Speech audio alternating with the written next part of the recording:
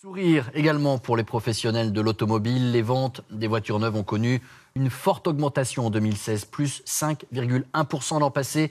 Plus de 2 millions de véhicules ont été immatriculés dans notre pays. Julien Duponchel avec Pascal Caron et notre bureau à Lyon.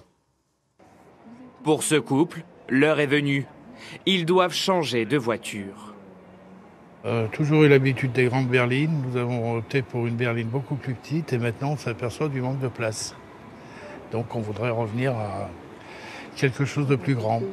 Comme eux, ils ont été nombreux en 2016 à acheter une voiture neuve, plus 5,1% de ventes, soit plus de 2 millions de nouvelles immatriculations en France, du jamais vu depuis 2011.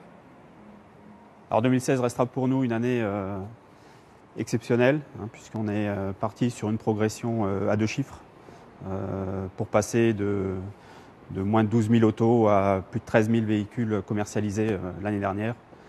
Le groupe PSA reste le premier constructeur sur le marché, même si ses ventes sont restées stables l'an dernier. De son côté, Renault a connu une forte progression, plus 8% en 2016, grâce à sa marque low cost Dacia.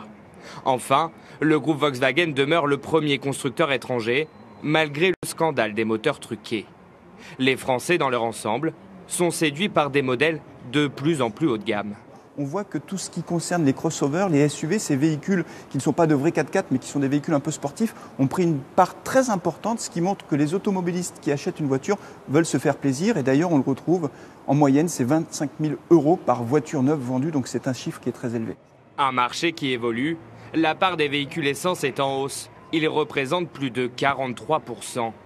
Les diesels attirent de moins en moins mais restent majoritaires, 52% des ventes.